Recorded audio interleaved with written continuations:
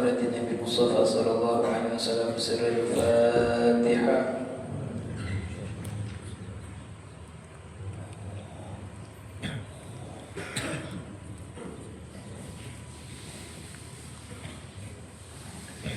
السلام عليكم ورحمة الله وبركاته. بسم الله والحمد لله وصلى الله وسلم على رسول الله سيدنا محمد بن عبد الله وعلى آله وصحبه ومن والاه ولا حول ولا قوة إلا بالله. سبحانك لا علم لنا إلا ما علمتنا إنك أنت العليم الحكيم وتب علينا إنك أنت التواب الرحيم. اللهم انفعنا بما علمتنا وعلمنا ما ينفعنا وزدنا علما يا فتاح افتح لنا بابك واجعلنا من جملة بابك برحمتك يا أرحم الراحمين. أما بعد, alhamdulillah, puja dan puji syukur kehadiran Allah Subhanahu wa taala tak henti-hentinya kita panjatkan atas segala nikmat yang Allah Subhanahu wa taala berikan kepada kita, sehingga di pagi hari yang penuh dengan barakah sesuai dengan sabda baginda Nabi besar Muhammad sallallahu alaihi wasallam yang telah mendoakan kita, Allahumma barik li ummati fi bukuriha.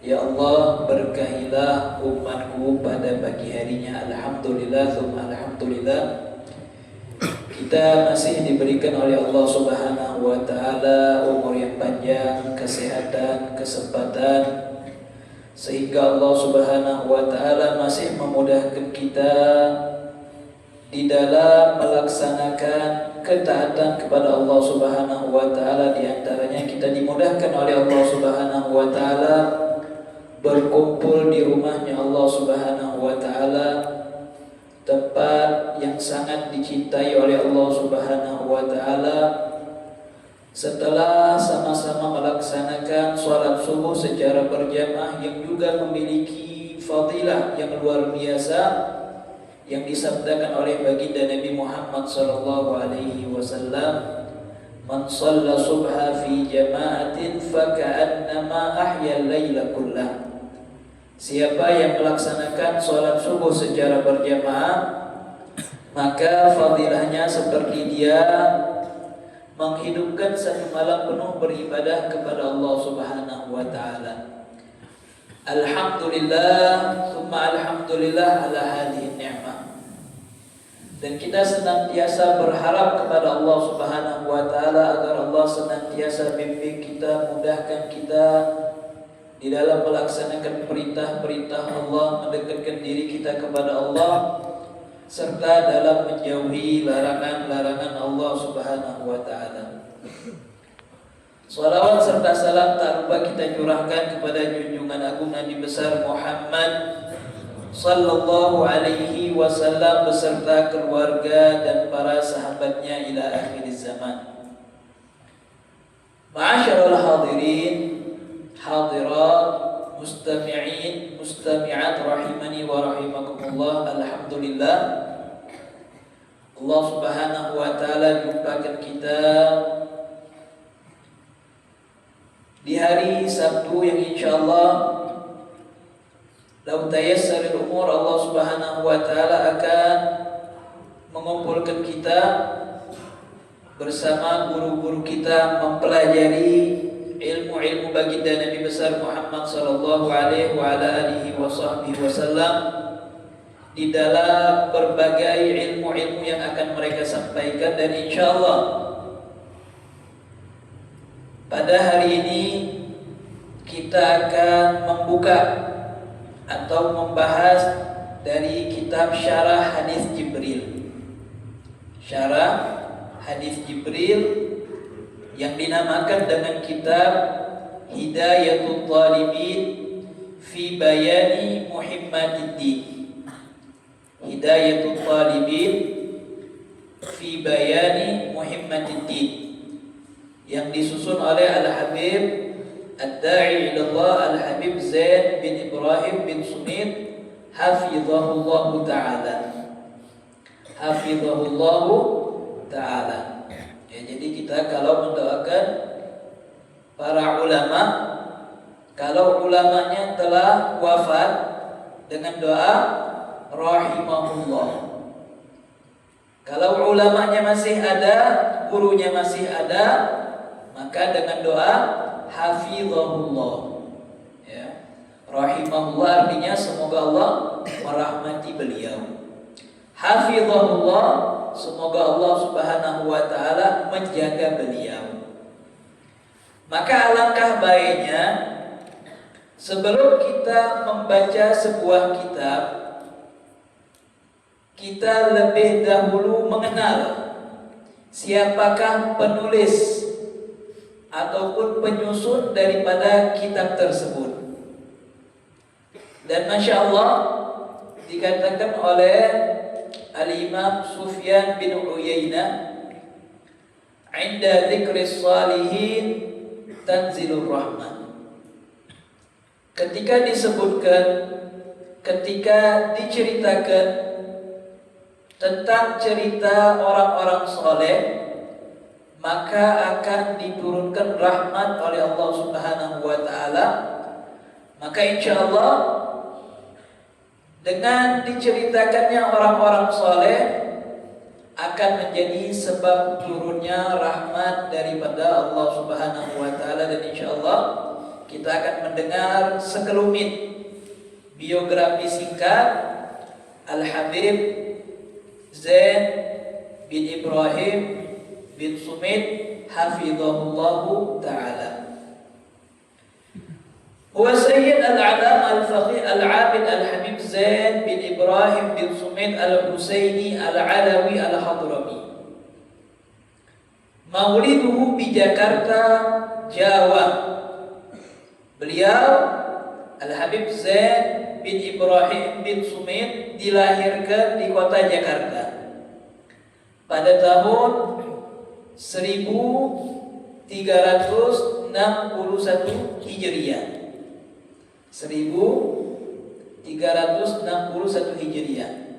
Sekarang tahun 1446 Hijriah. Berarti kalau kita kurangi 1446 dikurang 1361, kurang lebih umur beliau sekarang, berarti kalau hitungan hijriahnya 85 tahun sudah. Ya. Alhamdulillah beliau masih diberikan umur yang panjang oleh Allah Subhanahu wa taala. Kita doakan agar beliau diberikan panjang umur, sehat wal afiyah. Tarabba fi usratin salihatin wa abawaini salihin. Beliau hidup dengan didikan keluarga yang saleh dan memiliki kedua orang tua yang saleh. Jadi peran orang tua itu sangat penting di dalam kesolehan seseorang anak, terutama adalah seorang ibu. Karena dikatakan al-ummu madrasatul ula. Ibu itu adalah madrasah pertama bagi anaknya. Karena anak kita lebih banyaklah sama ibunya daripada bapaknya. Bapaknya banyaklah di luar mencari nafkah. Ya, hari-harinya anak kita banyak dengan ibunya. Maka bagaimana Nabi Muhammad SAW jauh sebelum kita memiliki anak, Rasulullah lebih dahulu menyuruh laki-laki untuk memilih perempuan yang salihah untuk dijadikan istrinya. Takhayyaru linutafikum, pilih-pilihlah untuk wadah nutfah kalian, untuk keturunan kalian. Tunkahul mar'ah li arba, perempuan itu dinikahi karena 4 hal. Li jamaliha, karena kecantikannya, wali maliha, karena kekayaannya, wali hasabiha, karena keturunannya, wali diniha, dan karena agamanya. Lalu setelah Rasul Shallallahu Alaihi Wasallam memberikan 4 pilihan, beliau memberikan yang terbaik untuk kita. Fadfar bidatid taribat saja. Maka kata Nabi, pilihlah yang karena agamanya, maka engkau akan beruntung. Ya. Jadi barometer yang harus kita utamakan adalah yang baik di dalam agamanya. Karena dialah yang akan mengurusi anak kita dan memberikan didikan kepada anak kita. Kalau dia termasuk daripada perempuan yang baik, maka anak kita pun akan dididik dengan didikan yang baik. Dan na'udzubillah min dzalik, kalau dia adalah perempuan yang tidak baik dan tidak mau berubah untuk menjadi baik, maka dia pun akan mendorong anak kita menjadi tidak baik. Na'udzubillah, apalagi di zaman kita ini yang penuh dengan fitnah, dengan aplikasi yang bermacam-macam. Budak baru bangun tidur langsung joget. Na'udzubillah min dzalik. Jadi bagaimana kita mencetak perempuan-perempuan anak-anak kita menjadi orang yang soleh dan soleha, dan kita pun berusaha menjadi soleh dan soleha agar kita bisa meneruskan generasi yang soleh dan soleha, insyaallah. Wa kana waliduhu rahimahullah ya'khudhuhu fi sigharihi ila al-habib al-'allama al-'arif billah Alawi bin Muhammad al-Haddad radhiyallahu anhu sahib Bogor, wa huwa awwalu syuyukhil mu'allif litabarruk. Ini anaknya dari kecil dibawa sama ayahnya kepada seseorang yang alim yang bernama Al-Habib Alawi bin Muhammad al-Haddad yang tinggal di kota Bogor. Nah ini juga anak kita itu dari kecil dikenalkan dengan orang-orang baik, didudukkan di tempat-tempat yang baik, agar dia terbiasa untuk melakukan hal-hal yang baik, agar pandangannya terjaga kepada pandangan-pandangan yang baik, agar dia tidak melihat dan tidak mencontoh kecuali dengan contoh-contoh yang baik. Jadi dari kecil anak kita diajak majelis, dari kecil anak kita diajak untuk belajar, mengenal orang-orang soleh, orang-orang yang dekat kepada Allah Subhanahu wa Ta'ala. ثم سافر إلى حضرموت في أوائل سن البلوغ وأقام بمدينة تريب المشهورة بالخيرات والبركات. Kemudian beliau safar ke kota Hadramut pada umur awal-awal balik. Baru nak balik sudah dikirim ke kota Hadramut. Dan beliau tinggal di kota Tarib yang penuh dengan keberkahan, yang penuh dengan kebaikan, yang penuh dengan ilmu-ilmu yang luar biasa. Yatanaqqalu fi madarisiha wa ma'athariha al-muqaddasah. Beliau berpindah dari satu tempat ke tempat yang lain di kota Tarib untuk bertabarruk dan menuntut ilmu kepada ulama-ulama dan orang-orang saleh yang ada di sana. Wa yanhalu min ulama'iha anwa'an min al-ulum wal ma'arif.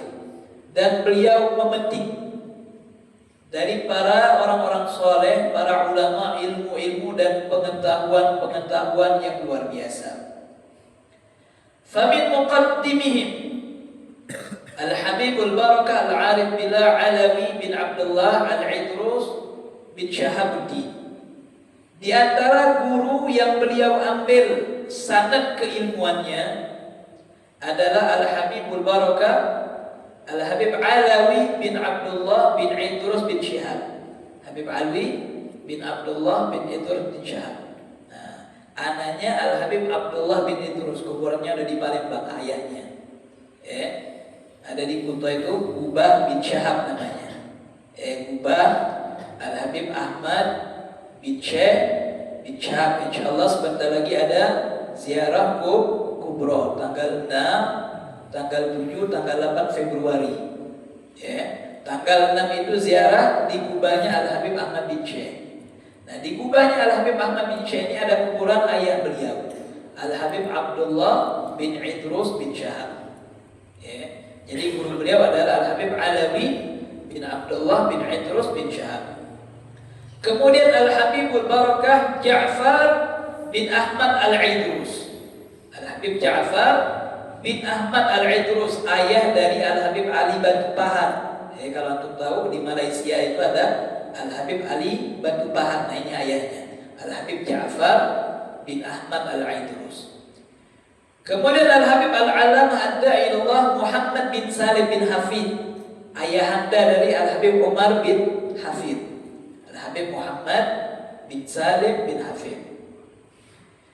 Wal-Habibul Alamah Al-Alim Umar bin Alawi Al-Kaf. Al-Habib Umar bin Alawi Al-Kaf ini juga terkenal dengan keilmuannya. Ada kitab, di antara kitab beliau ada kitab Al-Balaghah, disusun oleh Al-Habib Umar bin Alawi Al-Kaf.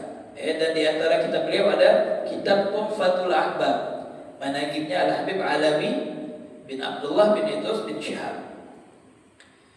Wa Syekhul Allamah Al-Muhaqqiq Mahfuz bin Salim Al-Zubaydi, wa Syekh Al-Faqih Al-Fahama Salim Sa'id Ukayyir Baghifan, wa ghairuhum min ulama Hadramut wal Yaman, dan banyak lagi. Ini yang disebutkan pentolan-pentolannya. Dan banyak lagi. Beliau mengambil ilmu daripada para ulama yang ada di kota Hadramut Yaman. Di antaranya lagi Al-Habib Al-Jalil Qutwa Ibrahim bin Umar bin Aqil, dan Al-Habib Al-Alam Ad-Da'iyah Muhammad bin Abdullah Al-Haddar. Al-Habib Muhammad bin Abdullah Al-Haddar, mertuanya Al-Habib Umar bin Hafid. Muhammad bin Abdullah Al-Haddar yang ada di kota Baydha. Akhrajanhum wastajazahum. Beliau mengambil ilmu dari mereka dan meminta ijazah. Meminta ijazah radhiyallahu anhum ajma'in. Ba'da zamani sanawat min talabil ilmi syarif qadaha fi tarimil ghanna, asyara alaihi syekhuhu Al-Habib Muhammad bin Salim bin Hafid bidhahab ila Madinatil Baydha. Setelah kurang lebih beliau menuntut ilmu di kota Tarim Al-Ghanna 8 tahun. 8 tahun, maka beliau diberikan isyarah, diberikan perintah oleh guru beliau Al-Habib Muhammad bin Salim bin Hafid untuk pergi ke kota Baydha. Ke kota Baydha. Di mana kota Baydha ini? Wa taqamu fi aqsa janubil Yaman, berada di ujung selatan Yaman, kota Baydha. Untuk apa pergi ke kota Baydha? Litta'lim wa da'wa ila Allah, untuk mengajar dan berdakwah di sana. Untuk mengajar dan berdakwah di sana. Setelah kita belajar, apa yang kita lakukan? Yaitu adalah mengajarkan. Kita belajar, kemudian mengajarkan apa yang telah kita pelajari. Wa dzalika ba'da talabin min 'allamatil Yaman wa mufti liwa'il Baydha. Dan itu pula setelah adanya permintaan daripada ulama-ulama dan mufti yang ada di kota Baydha. Di antaranya siapa? Al-Habib Al-Alamah Ad-Da'ilullah Muhammad bin Abdullah Al-Haddar. Jadi ini adalah permintaan dari Al-Habib Muhammad bin Abdullah Al-Haddar yang meminta beliau untuk pergi ke kota Baydha mengajarkan ilmunya. Fakhtira al-mu'allifu lil-iltihab bi ribatil Haddar bil Baydha mu'asir li talabil ilmi wa mudarrisan lil talibin. Maka beliau pergi ke kota Baydha dan bergabung di ribatnya Al-Habib Muhammad Al-Haddar. Untuk di sana sambil beliau mengajar juga meneruskan di dalam mempelajari ilmu. Jadi yang namanya belajar ini tidak akan habis-habisnya. Minal mahdi ilal lahdi. Dari kita masih kecil, dari buaya sampai nak ke liang lahat, ilmu itu tidak akan ada habisnya. Jadi walaupun beliau sudah alim, sudah banyak ilmunya, tapi beliau tetap meneruskan daripada pelajarannya. Orang itu semakin alim beliau, maka semakin dia merasa ilmunya itu tidak ada apa-apanya. Maka kan dikatakan seseorang itu kalau dia belajar ilmu, ketika pada tahap pertama dia akan memasuki tahap merasa dirinya itu adalah orang yang alim. Saya ini orang yang luar biasa. Lalu ketika dia semakin memperdalami ilmu, sampai akhirnya dia akan masuk ke dalam fase dia akan melihat bahwasanya diri dia itu tidak ada apa-apanya. Ternyata ilmu saya ini belum ada apa-apanya. Ternyata masih banyak ilmu yang belum saya pelajari. Sehingga akan merasakan diri dia itu tidak ada apa-apanya. Wa aqama hunaka nahwa 30 'aman khadiman lil 'ilmi syarif. Dan beliau tinggal di sana di Baydha kurang lebih selama 30 tahun. 30 tahun untuk menjadi khadim, menjadi pelayan ilmu yang penuh dengan kemuliaan. Wa muftiyan fi madhhabil Imam Syafi'i, dan menjadi seorang mufti di dalam madhab Imam Syafi'i. Wa kana yatanaqqalu fi nawahin katsiratin minal muduni wal qura lid-da'wa ila Allah. Dan beliau berpindah-pindah dari satu tempat ke tempat yang lain untuk menyampaikan dakwahnya, mempelajari mengajarkan orang-orang yang masih minim di dalam ilmunya, yang masih membutuhkan ilmu, yang sholatnya belum benar, maka beliau rela berdakwah kepada Allah, pergi ke sana dan ke sini untuk menyebarkan ilmunya Rasulullah sallallahu alaihi wasallam. Fi anna dzalika dhahaba li mawasim 'adidah kal hajj waz ziyarah. Kemudian pada masa-masa tersebut beliau juga memanfaatkan waktu-waktunya dengan musim-musim yang mulia. Di antaranya apa? Beliau menyempatkan dirinya untuk menunaikan kewajibannya di dalam pergi haji dan umrah dan berziarah kepada junjungan kita Nabi besar Muhammad sallallahu alaihi wa ala alihi wasallam. Karena dari sana itu lebih dekat, dari Hadramaut untuk ke kota suci Mekah Al-Mukarramah itu jaraknya lebih dekat dan lebih murah pastinya, dan baca lebih lama dibandingkan kita dengan harga yang lebih mahal dan waktu yang lebih singkat. Kalau di sana sampai sepuasnya. Anak-anak sana biasanya kalau bulan Ramadan mereka umroh pacar sebulan di sana. Kalau zaman anak dulu cuma sekitar diminta $600. $600. Itu kurang lebih 8 juta ke atas, tidak nyampe 10 juta. Sudah pajak, tinggal di sana sebulan. Kita 30 juta, mungkin 9 sampai 12 hari. Nah, jadi kalau di sana itu nikmat luar biasa. Wa hunaka fil Hijaz wa fi Misr bi katsir min al ulama was sulaha. Dan beliau juga menyempatkan dan mengambil kesempatan ketika berada di kota Al-Haramain Makkah wal Madinah, dan juga di kota Mesir. Beliau juga ke Mesir. Beliau menyempatkan waktu-waktu itu ketika beliau berada di sebuah tempat, terutama di tempat mulia. Apa yang dicari oleh beliau? Mencari para ulama, orang-orang saleh yang berada di sana. Jadi kita ini Jangan sungkan, jangan males untuk mencari keberkahan di dalam hidup kita. Jadi kalau kita di tempat kita ini bermacam-macam, ya, santri ini, ya, atau kita ini bermacam-macam, dari sini dari sana. Kita mendengar ada orang soleh, ada orang alim, kita datangi, ya, kita ambil ilmunya, kita ambil keberkahannya. Jangan macam orang sekarang, ya. Giliran ulama itu sudah meninggal rapi, masya Allah. Giliran masih hidup, tidak didatangi majelisnya, tidak didatangi rumahnya untuk mengambil ilmunya, untuk mengambil keberkahannya. Giliran sudah meninggal, berkerumun rebutan. Tapi giliran hidupnya biasa-biasa baik. Nah, ini rugi. Malahan ketika ulama itu masih hidup, orang soleh itu masih hidup, kesempatan untuk kita datangi mereka, kesempatan untuk kita mengambil keberkahan yang ada pada mereka. Fa'akhadha anhu wastajazahu. Maka beliau mengambil ilmu dan keberkahan dan mengambil ijazah dan sanad daripada mereka. Di antaranya siapa yang beliau ambil?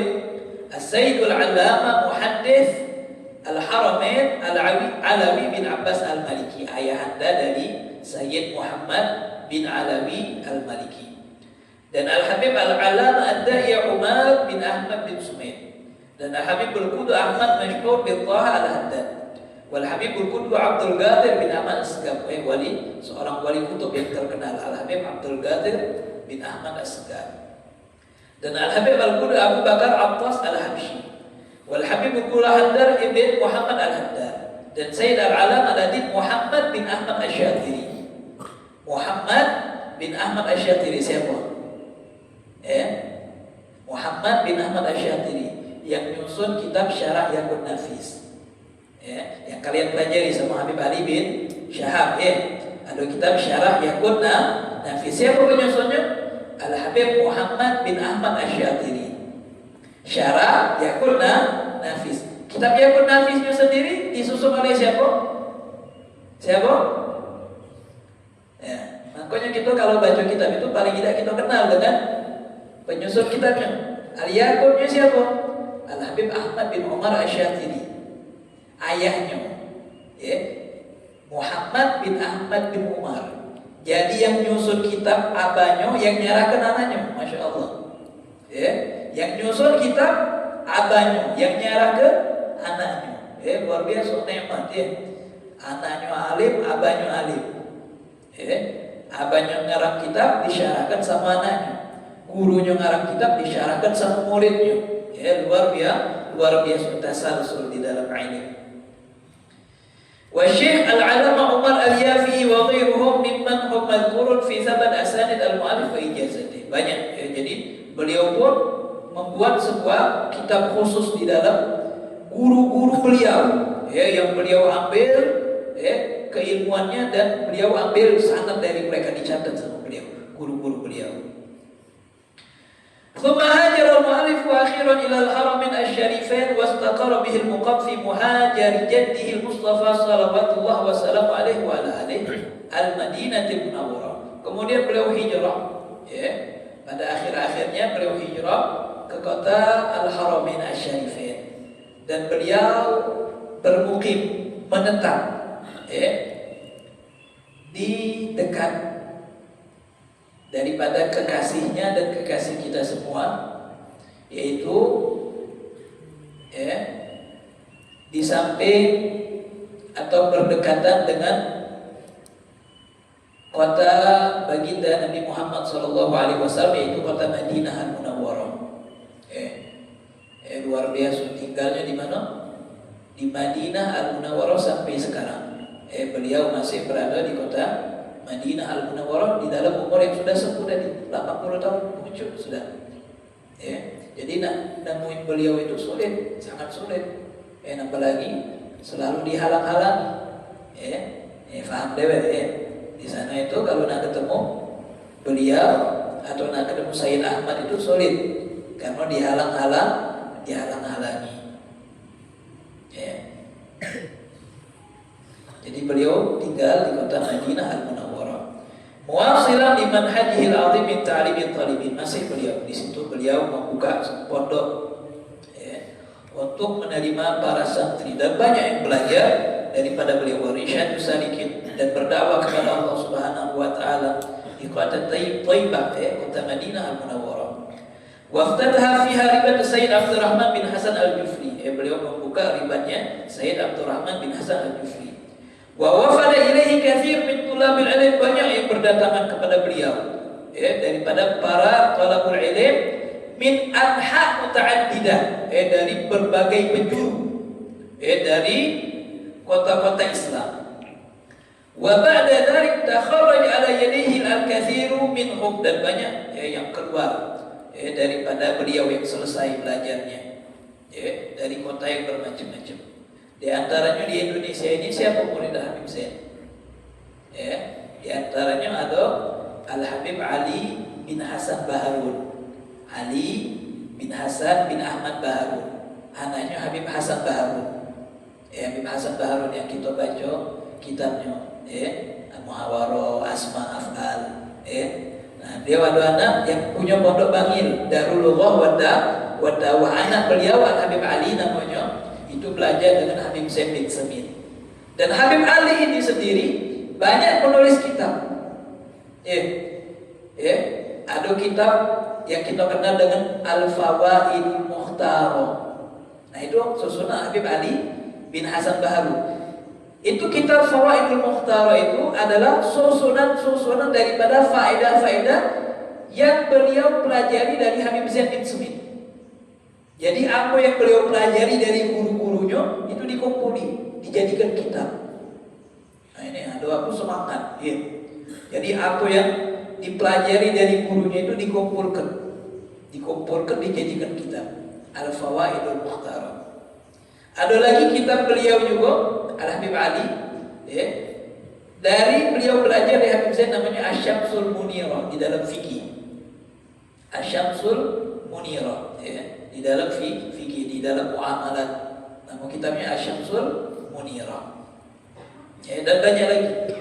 Di Palembang ada Habib, muridnya Habib Zain. Ada siapa? Habib Faris Al-Attas. Habib Faris Al-Attas itu murid Al-Habib Zain. Di Kalidoni pondoknya At-Tafaqquh Fiddin. Nama pondoknya At-Tafaqquh Fiddin di Kalidoni. Wa fi hadzal balad al-mubarak wa fi hadhihi al-fatra akhadha al-mu'allif an ulama wa masyayikh katsirin min ahli al-Madinah wa mimman warada ilaiha. Nah, syuf. Di tempat yang mulia di kota Madinah Al-Munawwarah, pada masa-masanya beliau akhwadal mu'allifu, beliau masih belajar. Syuf, umurnya sudah Masya Allah, tetapi beliau masih menyempatkan ilmunya untuk belajar. Dan kalau ada ulama-ulama yang datang kepada beliau, beliau bukan hanya memberikan ilmu, tapi beliau juga ingin mendapatkan ilmu, saling tukar ilmu. Di antaranya siapa? Syekh Ahmadu Asy-Shinqiti, Syekh Muhammad Zaidan Al-Ansari, dan lain-lain daripada ulama-ulama besar. Jadi itu luar biasa, namanya ilmu itu tidak ada habisnya. Rasulullah SAW gudangnya ilmu itu diperintahkan sama Allah, dikatakan aku wa qur rabbi zidni ilma, wa qur rabbi zidni ilma, rabbi zidni ilma, ya Allah tambahkan aku ilmu. Padahal ilmu Rasulullah itu luar biasa, manba'ul ulum, pusatnya ilmu. Kita nak ilmu apa? Rasulullah SAW dengan ilmunya Allah Subhanahu wa taala dapat mengetahui. Tapi beliau tetap diperintahkan oleh Allah untuk berdoa, ya Allah tambahkan aku ilmu. Walil mu'allif nafa'allahu bihi mu'allafan. Dan beliau memiliki karangan-karangan yang banyak. Di antaranya ada kitab Al-Fuyudat Ar-Rabbaniyah min Anfasis Sadah Al-Alawiyah, di dalam ayat Quran dan hadis-hadis nabawiyah. Kemudian ada kitab beliau susunannya Al-Manhajus Sawi, Syarah Thariqah As-Sadah Al-Abi Alawi. Kemudian ada kitab Al-Futuhat Al-Aliyah fil Khutabil Mimbariyah, 2 juz. Ada syarah hadis Jibril, ya, atau yang dinamakan dengan kitab Hidayatul Talibin fi Bayani Muhammadiddin. Kitab yang kita insyaallah akan pelajari sekarang. Ya, jadi kitab ini akan dijelaskan insyaallah pada pertemuan yang berikutnya, menjelaskan hadis Jibril. Hadis Jibril ini hadis apa? Kalau antum pelajari Arba'in, itu hadis kedua. Nah, hadis kedua dari kitab Arba'in. Ya, jadi hadis yang panjang. Ya, malaikat Jibril datang kepada Nabi Muhammad SAW dengan sosok manusia. Ya, dan beliau bertanya kepada Nabi Muhammad SAW. Disyarahkan sama beliau.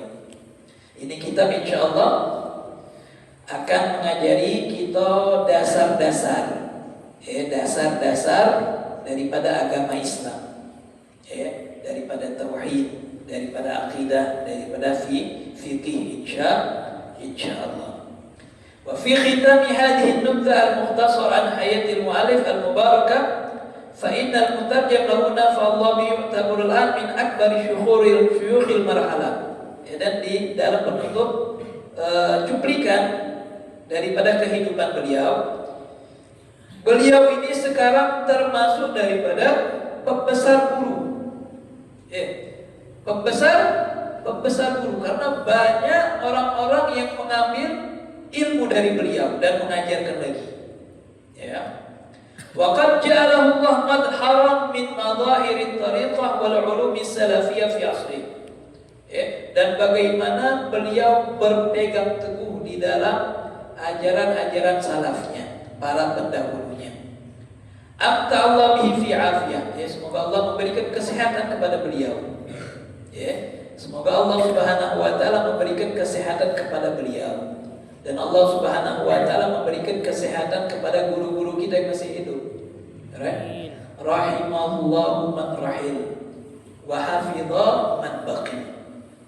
Rahimahullahu man rahil wa hafizallahu man baqi. Semoga Allah merahmati guru-guru yang telah mendahului kita.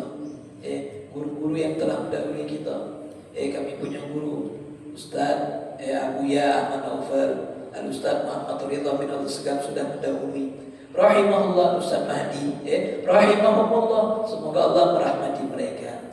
Rahimahullah man rahim, yang sudah mereka berpindah alam, semoga Allah merahmati mereka. Wa hafidha man baqi, dan semoga Allah menjaga yang masih hidup di antara kita, ulama-ulama kita, guru-guru kita, Al-Ustaz Zaki, Al-Habib Umar bin Hafid, guru-guru kita yang ada semuanya, ulama-ulama kita. Kita doakan agar mereka diberikan kesehatan oleh Allah, diberikan afiat oleh Allah Subhanahu wa taala, diberikan penjagaan oleh Allah Subhanahu wa taala.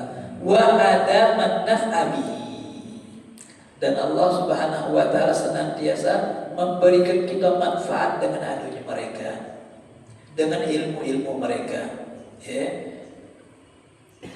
Karena ulama itu hayatun, ulama itu walaupun mereka sudah meninggal tetap hidup. Bagaimana hidup? Mereka telah meninggalkan kita, tapi peninggalan mereka tetap bisa kita manfaatkan. Ada yang bangun masjid, ada yang bangun mushola, pesantren, ada yang dengan menyusun kitab. Al-Habib Abdullah bin Ali Al-Haddad sudah berapa lama beliau wafat, tapi susunan beliau tetap bisa kita manfaatkan.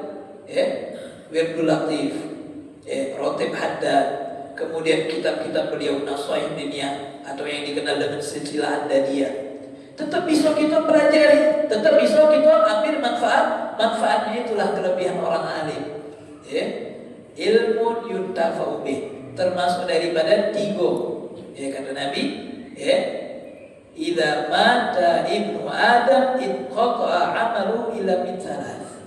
Kalau manusia ini mati, terputus amalnya kecuali 3. Apa? Sedekah jariyah. Nah ini. Jadi orang yang cerdas itu, Dia itu tidak mau terputus daripada kebaikan. Walaupun dia sudah ada di dalam kuburan, tapi dia tetap mau mendapatkan cucuran pahala. Gimana caranya? Sudah ditunjuk tahu sama Nabi. Kalau kita ingin tetap mendapatkan cucuran pahala, yang pertama sedekah jariyah, ada sedekah jariyah. Kita jengok ada pembangunan, ada pembangunan masjid, ada pembangunan musala, ada pembangunan pesantren, tempat-tempat di situ yang digunakan untuk kemanfaatan kaum muslim melok gitu. Tidak banyak-banyak, dikit jadilah. Dimanfaatkan oleh kaum muslimin, kita akan dapat bagiannya. Walaupun sudah ada di dalam kuburan, tapi pahala transferan itu tetap masuk. Tetap masuk sedekah jariyah. Wa ilmun yuntafa'u bih, ilmu yang bermanfaat, ilmu yang kita ajarkan, kitab yang kita karang, kita susun kitab, kita sebarkan, dibaca sama wong, dipelajari sama wong, mempelajari, diajarkan lagi sama dia, dapat kita cucuran pahala. Kita punya murid-murid, kita ngajar lagi, masya Allah, mengalir terus pahala walaupun kita ada di dalam kuburan. Awaladin saleh yad'ulahu, yang terakhir adalah anak saleh yang mendoakannya. Makanya kita punya anak, ibu-ibu, bapak-bapak, cetaklah anak kita menjadi generasi yang soleh-solehah. Karena anak kita itu adalah aset terbesar kita. Siapa yang akan setelah kita nak kata kalau bukan anak kita? Maka jadikan anak-anak kita itu anak yang kenal dengan Allah dan Rasulullah. Rugi kita kalau pengen hanya anak kita sukses di dunia baik. Mengejar gelar setinggi-tingginya, silahkan. Silahkan anak kita mengejar gelar setinggi-tingginya, tapi jangan sampai dia menyampingkan agamanya.